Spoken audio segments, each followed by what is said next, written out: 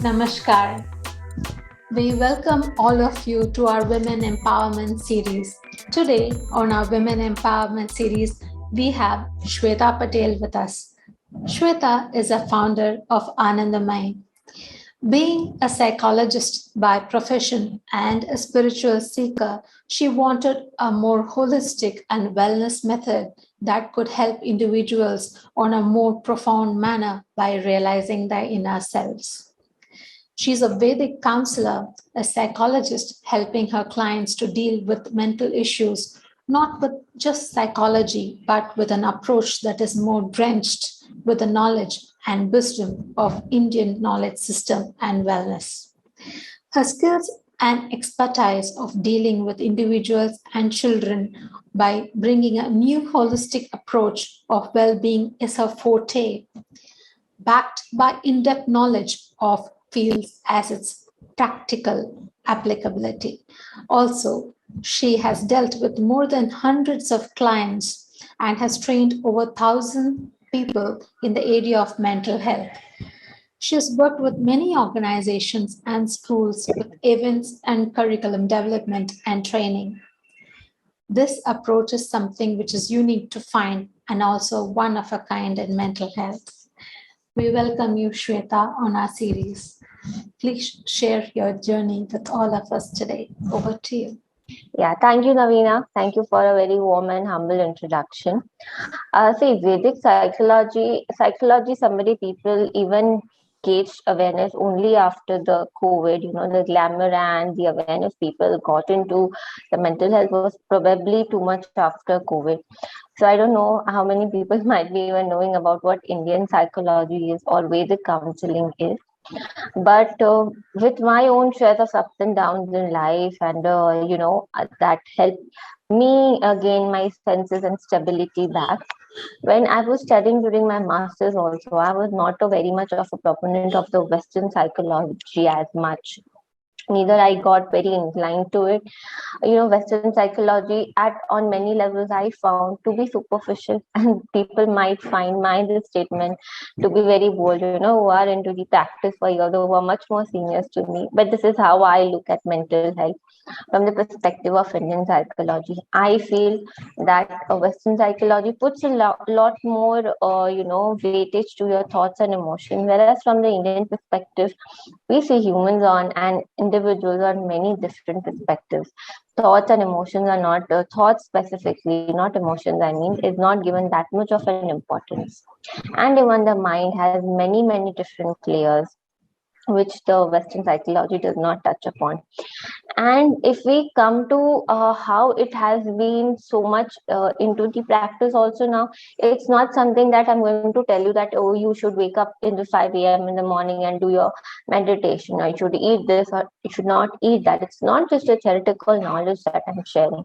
This has been with us since thousands of years, and something which I have been practicing and has been my lifestyle since over the years now, where you talk about food habits, you talk about yoga or meditation, that all has been a part of my lifestyle, and I have seen how it has influenced me, influenced people around me, and now also have the clients who are a testimonial to how beautifully the Indian knowledge system or Indian psychology works with people. That's wonderful. So, what is the basic understanding of Indian psychology with the people around? Do they really know the difference? Now what is happening is, because in our profession, I don't know how many of them are aware about this, like the traffic, or if you say the client acquisition, basically it happens through the doctor referrals or through the Google reviews or through the Google. See, because there is still a little bit of taboo attached to this profession. Like, for example, if you have a dental issue, you'll at least come and ask me, oh, Shweta, can you refer me a good dentist or something? I'm looking for one. But when it comes to counseling, even I'm one of your closest friend, you might even hesitate to ask a referral or ask for somebody who's known around. So people, 90-95% of them, Google it. So now, because on my Google profile things have been mentioned, this trend has come that since 1.5 years now, people are looking forward to it. And when they come, they tell ki, ma'am, we are coming to you because of this holistic approach or the Indian approach that you're using. So if you see, since last 2-3 years, I think after COVID also, the acceptance for the Indian medicines, whether it is Siddha or Ayurveda, even the global phenomena, the word yoga has become now. You can see how popular it has become.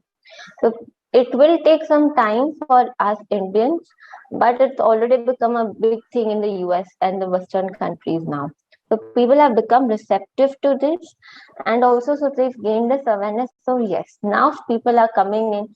They want something more holistic. They don't want to go on for medications. They want something that mental health to be treated in a much different way now. That's very good to know. So, what is Vedic counseling? Can you elaborate more on that? See, Vedic counseling is nothing but, while we were studying the course or whatever it is, we are always advised. If you come into my office, there will always be a lamp that is lit into my office, right? So all throughout the working hours, there's a lamp that is lit inside the counseling room also. Now the lamp has a very important significance is that light is a light that is within you, which is going to show you the way. Now, being a counselor, what we are just going to do is connect you to your own self to find that light and so that you can walk on your own path.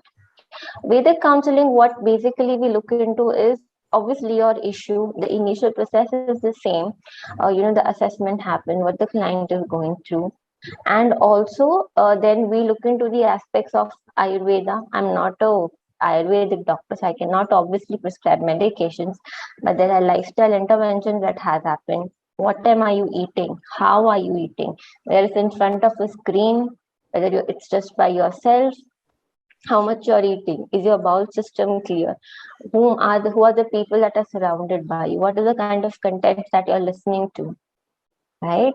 Then what is your daily routine? So these are the things that makes up a whole human being, so even as simple as Ayurveda says that your meal timings should be fixed. There should be at least a certain amount of hours gap between the two meals, given and we the sedentary lifestyles that we have.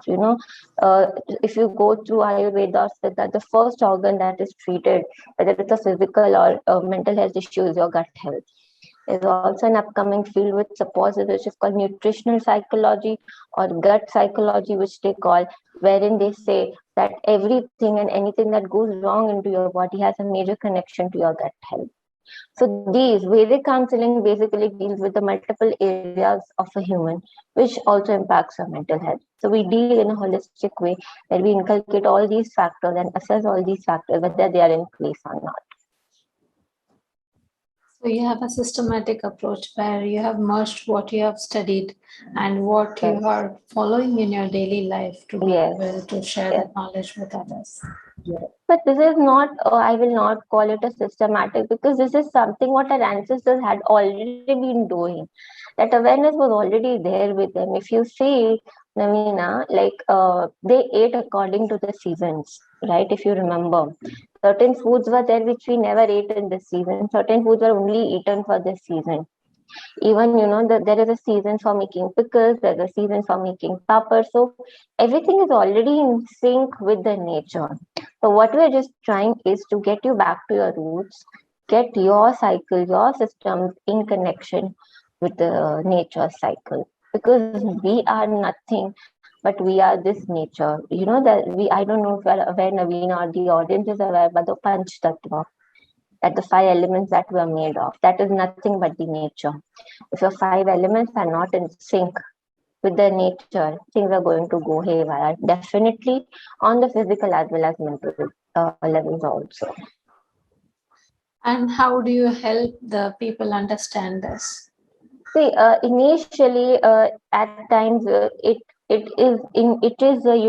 you say? It becomes a part of interventions, which then they slowly accept it, and also any intervention, any technique that has been given to them, it is very explained and detailed that why this is given, How is it going to help you, and what are the benefits that is going to give you, right? So there are at times people who say that, I don't think meditation works for me. I don't think I'm a kind of person who can sit and do meditation. I said, okay, it's up to you. This is something that we have to offer. We always suggest them that if it is something that you would like to give it a try, if you still feel it doesn't work for you, then it's okay. You can leave it, but at least try to incorporate it into your system. But now things have become pretty much easy, Navina, compared to the initial years of my practice, because now, because of so much of awareness, there are, there's intermittent fasting and meditation and everything. So people have become a little more receptive than they were earlier.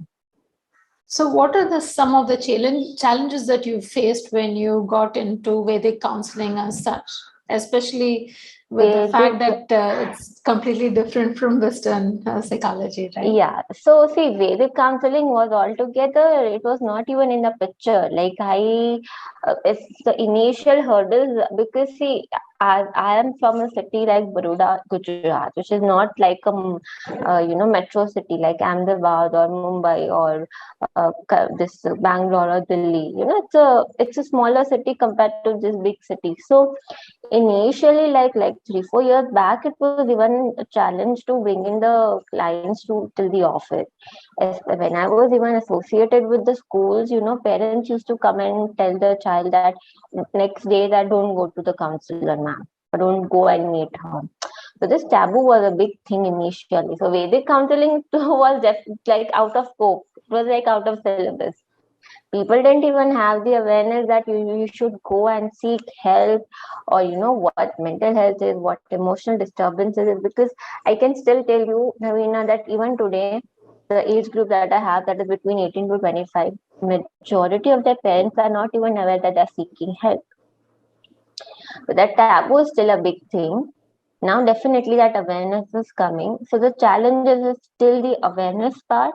Still people don't know. See, because see, I don't know, people still don't know the difference between a psychiatrist and a psychologist. After that, what is a therapist, a psychotherapist, hypnotherapist, that all is a different league altogether. The Vedic counseling, everything. So we are still stuck in the basic aspect where people are still, what is this? Like I still get calls while inquiry, while, ma'am, we don't want to take medication, we only need counseling. So then we have to educate them that I am not a psychiatrist, I cannot prescribe medication. So I think it is still a long journey for mental health in India. So awareness is a very big challenge, definitely. Acceptance from the family that something like this exists. And there are statements like, we will only do your counseling. What do you need to go to a counselor? Okay, you can sit and do this or this and that. So definitely awareness is the biggest challenge. And with Vedic counseling also, still that awareness, but I'm trying to bring it on with my social media pages. Um, Bring that awareness that this is something which is more holistic, which can help you in a much, much better way. And it is something, it's long lasting, because it makes you independent. It makes you self-reliant, because then you can deal with your own issues and own troubles. Because ultimately, any solution to any issues in this world is knowing your own self. It starts from there. There's one, if Bhagavad Gita, those who have read, there was one beautiful shloka where Shri Krishna says this, that establish yourself into the yoga first and then act in the outside world. Because once you're stable internally, anything that happens outside does not affect you. So now the reverse cycle happens. And when we go in the outside world, there is so much instability that we're not able to handle it. And then we sit to dig in ourselves to, understand, who we are. So thank you for sharing the challenges that you faced with the people when you went out and started sharing about Vedic psychology to everybody. Right. I see that you have done a lot of awareness sessions for children also on your profile. So would you like to share about that? Yeah, see, this came to a big shocker for me when initially my clients, when they started coming in, when they were children, like, okay, I mean, behavioral issues children have, that's a common thing to be seen. But when I had seen back-to-back clients who had been diagnosed at ADHD, and they were put onto medications. like 10, 12-year-old children put onto medications. They've been on medications for around like a year and a half or two. And when they came into the clinic and I used to see them, they're like, it's like they're just awake, but they're not alert or they're not aware about anything. And people and parents are just running around everywhere taking their child. The school, what they do is they just send to the testing centers, and the testing centers test them and puts them, certifies them as ADHD or this or that with learning disabilities. And then the parents are then running around to see a psychiatrist or somebody to get their children. I feel that ADHD or whatever it is, we humans are basically, if you see a journey, we've been cavemen, Naveena. We are not meant to sit at one place for 8 hours and work, right? So you are supposed to jump around, walk around, and that is what children are supposed to do. It's just a basically energy that is not getting an outflow. Definitely there might be a percentage of pathological cases that needs medical or medicinal interventions, but this was very shocking to me. And specifically, I never blame the children for whatever it is happening. It is always the society, the parenting, and the schooling that needs a reality check. And this common thing that happens, I mean, because see, why children interest me so much, because they're the future generation. You're or my children, or we are going to be living with them. So it is in our hands to create, the reality that we want for these children. And with parenting becoming so dynamic these days, children have evolved at like 20x, 30x, and parents are like still on a really slow phase of evolvement compared to what parenting is. The issues with the children in the metro cities is very bad. It is very concerning because the families are breaking apart. We don't now live in joint families. It is specifically nuclear families that we live in, specifically in the metro city. There's nobody, to look after the child. The couple is working. What the child is going through the whole day, the parents are not aware. And also the food habits that the children have got into. I have seen children at the age of 10 and 11 put on enemas because the natural body process of evacuation that needs to happen is not happening. And when you just check their daily routine, that is what we do, the kind of food that they are eating, it's all trash, it's all processed food. The gut health is not correct. I had attended a conference of Chinmay Vishwavidya pre-COVID. That was in 2019. I met a wonderful professor that who was treating autistic children, not even ADHD, autistic, which is considered to be something you have to, stay with you for the lifetime. So he was treating autistic children with Ayurvedic intervention. He was an Ayurveda basically. So children, their food habits, their routine, everything has been hampered. The parenting has been hampered. And the moment that you tell or you try to educate the parents that okay, we are going to work on this child, definitely there's definitely certain work that we need to do. You next session will be disappeared. You'll not find the parent appearing in the next session, because again this mentality that we have, that there's nothing wrong with us, we are doing everything best possible, or we don't need any changes at this. So yeah, children and parenting also remains a very special area of my work for me. Yes, I can see with the passion you shared how concerned you're about the children and how much you feel and care for them.